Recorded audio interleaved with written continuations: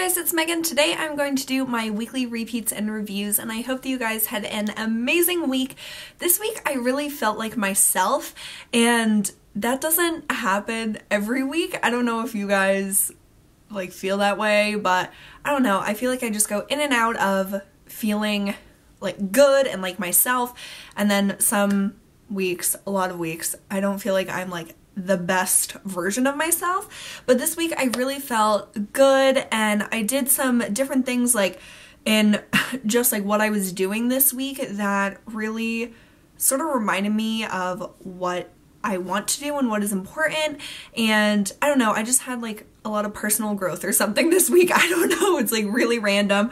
And also this week I didn't wear makeup for 2 days, so that wasn't like a planned thing or anything, but it just happened that I didn't wear makeup on Tuesday. Yeah, Tuesday and Wednesday I didn't wear makeup because on Tuesday I had a face appointment, and I'm thinking what is my last scar revision with the laser treatment. I've been getting the Dermapen done for the past few months, and I think that this is going to be the last one. But I had that appointment on Tuesday, and so I don't wear makeup to that, and I didn't feel like wearing makeup after it. So I didn't wear makeup on Tuesday. And then on Wednesday, I didn't wear makeup either, even though I had work. I was running late, and I just had to prioritize what I had to do, and makeup did not make the cut, and it just felt really good to have my skin like breathe. And I've been having, of course, these stupid breakouts and stuff, so yeah, I don't really have a lot of makeup things to talk about, but I have mostly like personal kind of things. So let me talk about highlighters, because I am still obsessed with this Becca Moonstone.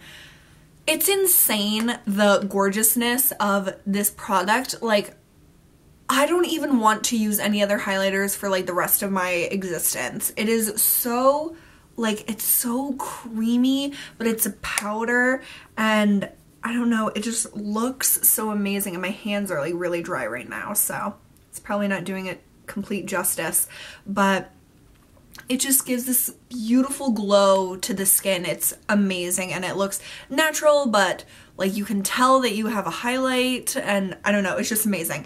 And I've been trying to remember to use my RMS Living Luminizer, so I'll put this on first. And this is a cream highlight. This is gorgeous as well. It's like a really subtle natural highlight. It's like this glossy thing right here. So this also helps make the Becca last. And I've been using the e.l.f. mineral powder brush to apply the RMS, so I'll like swirl it in and then stamp it on my skin. And you guys know I had been using my beauty blender before, but I've been using the beauty blender to apply my face makeup like pretty much every time I wear face makeup. So I don't like applying the RMS with a damp beauty blender. I only like it when my beauty blender is dry. So I needed a brush, and this mineral powder brush is nice and small, and it just fits right on like the high points of my cheeks, and I'll like put a little bit down the bridge of my nose and then on my cupid's bow. And I really like that highlighter combo, because I want to continue to use the RMS because I'm trying to use it up this year, but I love the Becca so much, like I don't want to not use it, and oh my god, it's amazing. I love it. For lipstick this week, this is one that I'm trying to use up in my Finish 7 by Spring. It's the Bourjois Rouge edition in number 4, which is Rose Tweed. And I just love this packaging. It makes me think of Dior. And this is what I'm wearing today. This seriously is one of the most beautiful lipsticks ever. This is like my perfect color. I love it so much. It's a rosy, neutral, like everyday shade, and I swear to you that this stains my lips.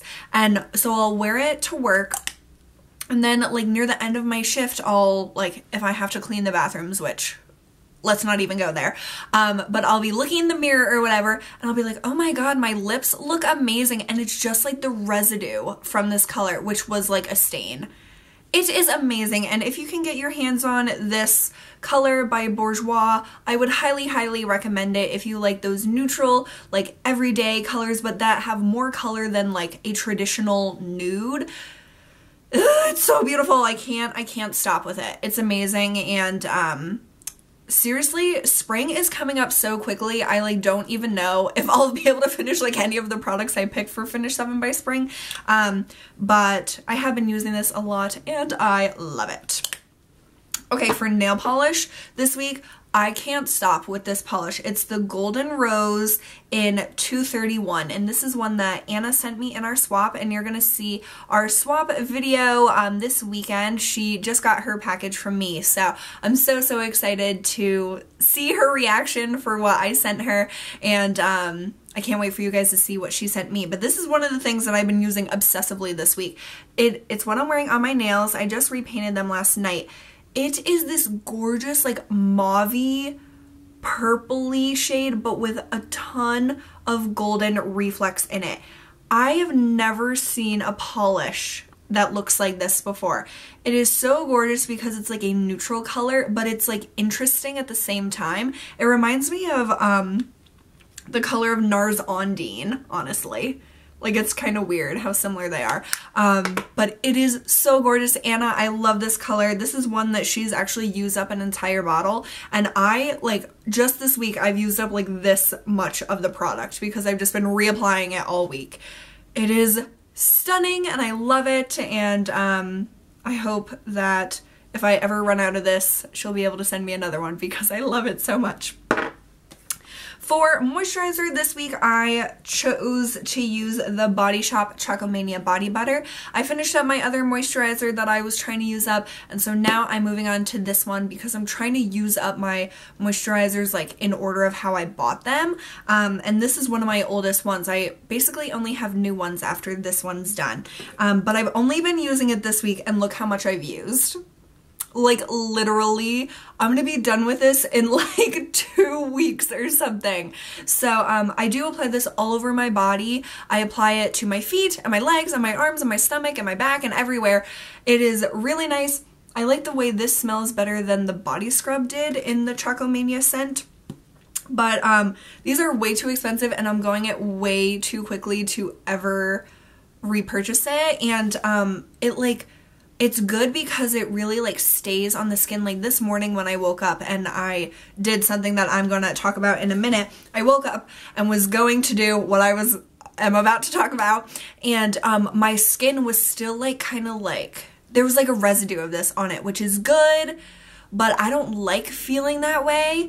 So it felt really good to shower this morning because I didn't like having such a residue left on my skin. So that's just me. That's probably like a good thing that it like really locks in the moisture or whatever. But I'll be happy when that's gone. Okay, so the rest of the things I have to talk about are like personal things or like things that I don't have a object to show you. First, last Friday, after I made my video, I was talking to you guys about how I was obsessed with watching Golden Globe nominated movies, and that night my family and I saw The Imitation Game, which has Benedict Cumberbatch as the main character. First of all, I love him, and he's the reason I wanted to see it. I had no idea what it was about, but it was nominated for Best Drama at the Golden Globes, and it was so amazing, you guys. I am not usually one that is like big on history films or like period films or anything like that. And I wouldn't say this is like a period film. It's more about like history. It's about like code breakers in World War II. Where were they? They were in Germany. Where were they? They were in England. Hello. I can't remember anything. So they were in England and they were trying to break the Nazi like code system called Enigma. And I know nothing about history. Like I took a history of the Holocaust class in college and it was the most interesting class I've ever taken. But like I can't remember everything. There's so many like minute details about that time in history that I just can't remember everything. And I don't think we went into this like idea of this Enigma system that like the German Nazis would put in like the locations of their ships and stuff and like basically shout out their plans, but it would be through this Enigma system that would like make it's so no one else other than the Nazis could understand what it is. Not because it's in a different language, but because the system like basically jumbled up the letters, and it was a different like code every single day.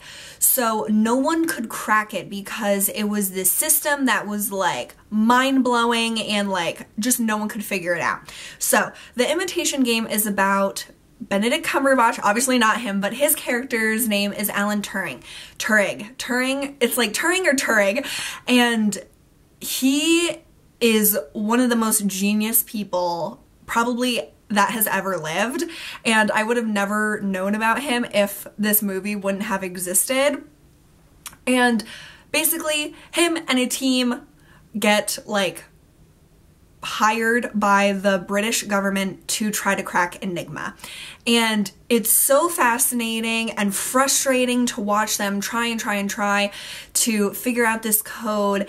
And it's based on a true story, so it's really fascinating, and I want to read the book that it's based on because I think that there will be more, I don't know, just more information about him, about Alan, and just the whole thing. And I'm not going to give it away. I'm not going to give away the ending, but it's really amazing. And when the movie ended, I wanted to watch it immediately again. And it's just so fantastic, and I'm sad that it didn't win the Golden Globe for Best Drama, but I'm glad the Boyhood won, just because I know, I know that there probably will never be another movie like that was made over 12 years, like that amazingly, so I'm happy about that. But the Imitation Game, you have to see it. It's one that I would highly recommend no matter what type of movie you like. If you like Benedict Cumberbatch, you will love it no matter what because he is incredible. And yeah, it's just a super awesome movie. Okay. Also, in relation to the Golden Globes, Transparent won the Best Comedy / Musical TV Series. I had never heard of Transparent before this night. Did they win the best thing? But yeah, they won the best show, and then the main actor won Best like comedy TV series actor or whatever. Okay, so Transparent is a show that's only on Amazon. I had no idea Amazon was making like shows. Obviously they're trying to compete with Netflix and Hulu, and no one can compete with Netflix in my mind. But since this show won Transparent, I really wanted to check it out, and I randomly had a free month of Amazon Prime, and the only way you can watch this show is if you have Amazon Prime, which is definitely going to like deter a lot of people from being able to see it, because not everyone's going to want to pay a yearly subscription to Amazon to simply watch a TV show. But since I had the free trial, I told myself I was going to watch it, and I only had this week to watch it because my subscription ended like today or something. So I actually watched it in 24 hours. I started it the night of the Golden Globes, and I finished it the next afternoon. So there's only 10 episodes. They're around 30 minutes each, and it's not like a hard like show to watch. So the basic premise of it is all about sexuality, and the main character, it's about a family, and the main character decides that he's going to become a woman, and he's always felt that he should be a woman, but he was born a man. And so it's about him like coming out to his kids and to his family and to the world, and more than that, it's about how his family is reacting and how the people around him are reacting to it. And there are definitely sad parts, poignant parts, funny parts. There's a lot of sex and nudity. So if you are younger than 18, I would never recommend this for you. I would not recommend you blasting this on your TV. If you live with other people, I would say watch it on your laptop with headphones in, and yeah, just leave it at that. But there's definitely a lot of like adult themes in it. Obviously, it is rated mature audiences only, but it's a good show, and like I said, I watched it in 24 hours, so obviously I must be pretty invested in it. There were some really good endings to the episodes, but the ending of this season did nothing for me. Like, it does not make me want to watch the next season, honestly. It wasn't like compelling or anything, and I think that is where like my opinion of it sort of dropped off, because it kind of just leaves you like not even caring what's gonna happen next.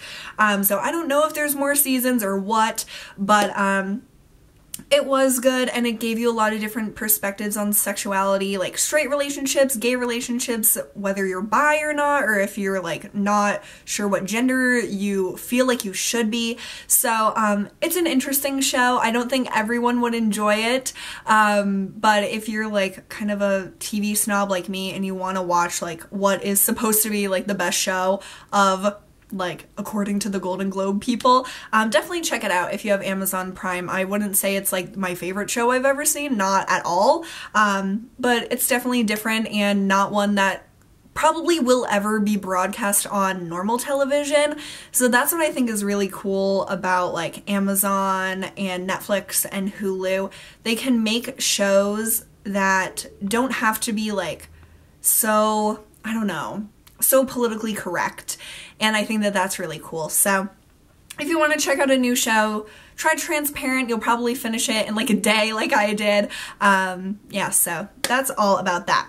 Okay, so I have been getting back into yoga this week, and I am so happy about it. I've only done it twice.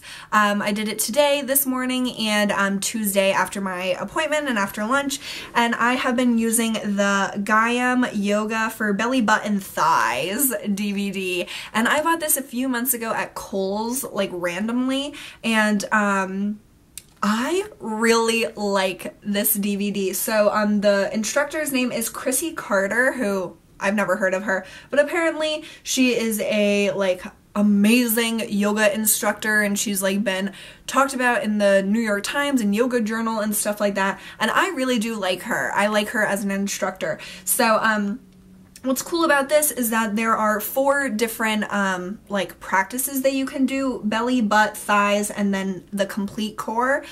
So belly, butt, and thighs are each, it sounds so weird to say that, belly, butt, and thighs are each 20 minutes long, and then the complete core is 15. So it's really, really awesome to have like such short practices that you can very easily fit in to your schedule a few days a week. So I've mostly been doing belly and butt, and I don't know, my like stomach area and stuff is what I really want to try to tone, and I don't know, I feel very self-conscious about it these days. So I really have been loving this. I think that she's a great instructor, and it's really like gotten me back into wanting to do yoga. And some of the things, like when she's doing it, it looks like they're like it's nothing, or like when I'm doing it, it's kind of like is hard to do it, but then like when like a few seconds pass, I'm like, oh my god, this is like so intense. And it's so crazy, just like stretching in different ways basically can like be so intense on like your core or whatever. So I really, really like it. It says achieve flatter abs, slimmer hips, and tighter thighs with yoga. So I'll try to continue to do this. I want to do it at least 3 days a week. That's like my goal for like now. But I really, really like it. So if you want to do yoga with me, I'll be doing this DVD if you want to pick it up and we can talk about it. And I just think she's really cool and cute, and it's like a voiceover, so she's just doing it and not like talking, but she's talking in the voiceover, if you know what I mean. So okay. Also, I'm really, really excited to say that I applied to a job this week, and one job is not like super like mind-blowing or like earth-shattering or whatever, but I haven't applied to a job in weeks, in months.